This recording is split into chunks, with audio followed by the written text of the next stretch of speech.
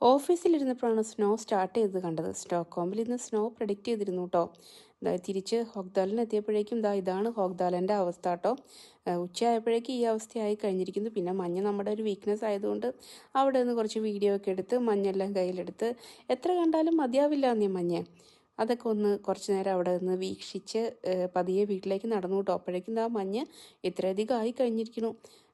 ഇനി വീട്ടിൽ ചെന്ന് നോക്കിയപ്പോൾ താഴത്ത് നടുമുറ്റത്തിൻ്റെ അവസ്ഥ ഇതാണ് കേട്ടോ. ബാൽക്കണി കഴിഞ്ഞ ആഴ്ച ഞാൻ വൃത്തിയാക്കി തുടങ്ങിയതായിരുന്നു, എല്ലാം വേസ്റ്റായി. ഈ ചെടികളുടെ ഗതി ഇനി എന്താവുമോ? വിൻ്റർ ഇങ്ങനെ കണ്ടിന്യൂ ആയി കഴിഞ്ഞാൽ എൻ്റെ ചെടിയൊക്കെ പോകത്തേ ഉള്ളൂ. സ്നോഫ്ലേക്സ് കണ്ടോ, നല്ല വലിയ സ്നോഫ്ലേക്സ് ആണ് കേട്ടോ. നല്ല ശക്തിയിലാണ് മഞ്ഞ് വീഴുന്നത്. ഇന്നലെ ഇങ്ങനെ കടന്നിരുന്ന സ്ഥലമാണ് കേട്ടോ. ഇപ്പം ഇങ്ങനെയായത്. എന്താ പറയുക അല്ലേ.